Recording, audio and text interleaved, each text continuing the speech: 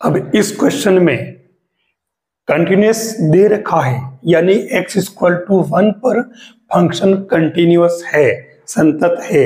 आपको a और b की वैल्यू फाइंड करनी है। आपके पास में क्या तरीका है, आप जो तरीका यूज करते हो, ठीक है, मैं वही तरीका ले लेता हूं। देखो, सबसे पहले तो मैं ले लेता हूं f x इक्वल टू 1 पर, तो ये 1 पर निकाल लेते हैं वैल्यू।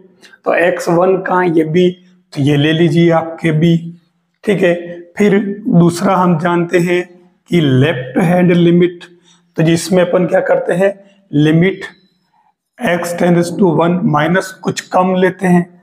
तो कुछ कम वाला फंक्शन कौन सा आपका, लेस देन वाला ये।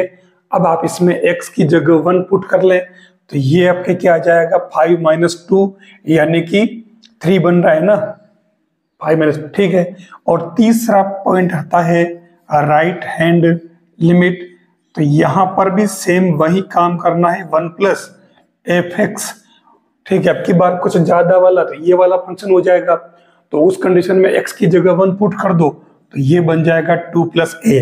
अब क्योंकि इसने कह रखा कि संतत है, कंटिन्यूअस है, तो उस कंडीशन में ये तीनों इक्वल होंगे, और तीनों इक्वल होंगे तो उस कंडीशन में आप देख लो b equal to 3 equal to 2 plus a, ठीक है। तो अब आप देख लो b की वैल्यू तो आ गई आपके पास में कितनी, 3, और इधर 2 प्लस a इक्वल टू 3 लोगे तो a की वैल्यू भी 1 आ गई, ये a और b की वैल्यू आ गई। अब एक काम करें, आप ये पैटर्न करें तो भी कोई ज्यादा देर नहीं लगी। अब मैंने एक बात कही थी कि जब कभी फंक्शन ब्रेक में आए, ऐसे टुकड़ों में आए, तो मैंने क्या बताया कि इनको आपस में सबको इक्वल कर लेना, ठीक है। जैसे मैं इन दोनों को इक्वल करूं तो ये क्या बन गया आपके 2x plus a equal to b।